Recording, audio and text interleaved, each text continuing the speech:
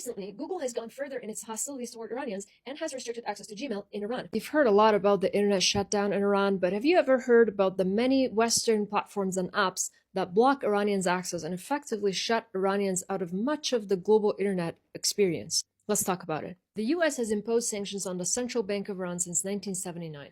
That means Iranians have been completely excluded from all global financial transactions for the last 47 years. What you probably don't know is that as part of the sanctions regime, the US government directs American software companies to block Iranian access. This means Iranian IPs are by default blacklisted on a majority of American websites and platforms, especially if they involve any sort of financial transaction. Now let's unpack what this means for regular Iranians. Let's start with Google. Because of its white use, the Iranian government never restricted access to Google services, and Google allows Iranian IPs to access its basic consumer services such as the search engine, Gmail, Drive, Meetup, etc. Iranians use Gmail heavily, and even for a while, Google Meetup became the go-to online meetup platform in place of Zoom, because guess what? Even Zoom blocks access to Iranian IPs. However, any Google services involving financial transactions such as Google Pay, Google Ads, or any business or developer tools are restricted for Iranian users. Recently, Google has gone further in its hostilities toward Iranians and has restricted access to Gmail in Iran.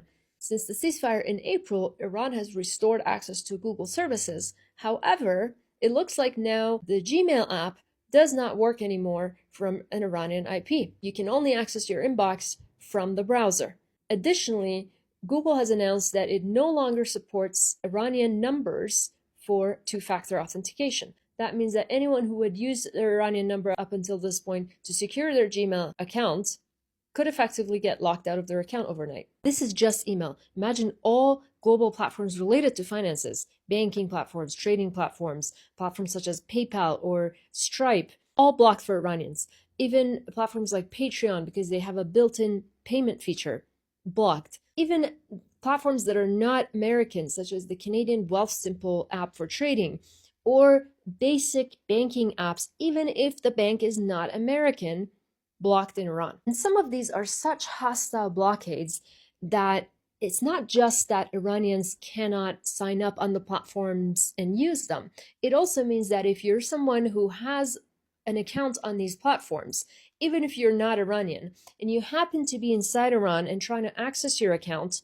you're blocked. Some of these, especially the banking apps, go even further, and if you so much as try to access an account that you have previously made outside Iran, from inside Iran, they might try to block your access not just to the app, but to your bank account. People have had their bank accounts suspended just for trying to access their banking app from inside Iran. So much has been said about the Iranian government's restrictions on the internet, but actually the domestic restrictions are usually just on social media and messaging platforms. But no one talks about how these same social media platforms, up until not that long ago, did not even acknowledge Iran in their list of countries. I remember, for instance, if you were trying to sign up on Twitter, you could not select Iran as your country because it doesn't exist on your list. They would have Israel, but not Iran. It was only after the Arab Spring and after the attentions turned to social media as a political tool that they decided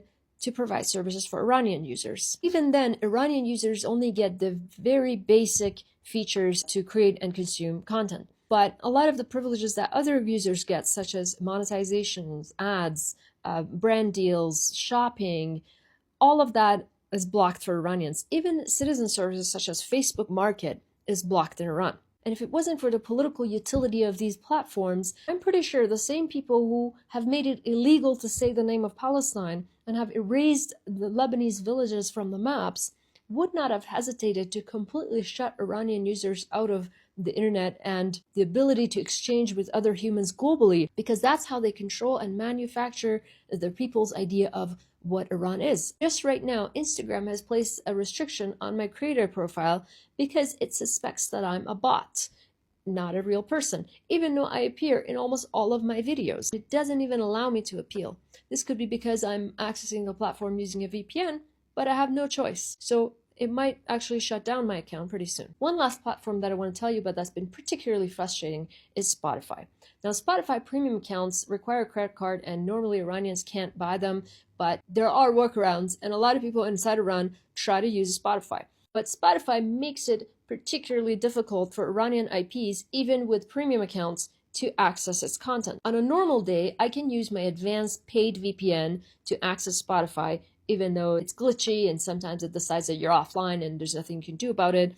Still, you can most of the times use it using a very good VPN. Since the war and since the internet shut down, and because now I have to use specific VPNs to access the internet at all, and I can't add a VPN on top of a VPN, it means I can't use Spotify at all. Now, I've actually been trying to cancel my Spotify account, especially because it's an Israeli supporting company and it's on the BDS list. But since the shutdown, I can't even access my account to cancel the plan. A little while ago, I managed to get a VPN that worked with Spotify somehow, and I tried to cancel my plan. Here's what happened. First, it told me that you can't do it from the app. I logged into the website. As soon as I entered the accounts area, it switched the language to the language of where my VPN server happens to be. In this case, it was a Scandinavian language. But I spent so much time to see if I can switch the language, to automatically translate the page, or to guess where the cancel plan segment is. It's almost as if they've intentionally made it difficult to cancel these plans. So right now I'm basically paying for Spotify that I can't even use, and I can't even access to cancel. But next time you see people complaining about the internet shutdown in Iran, maybe tell them to take it up with the US Sanctions Department.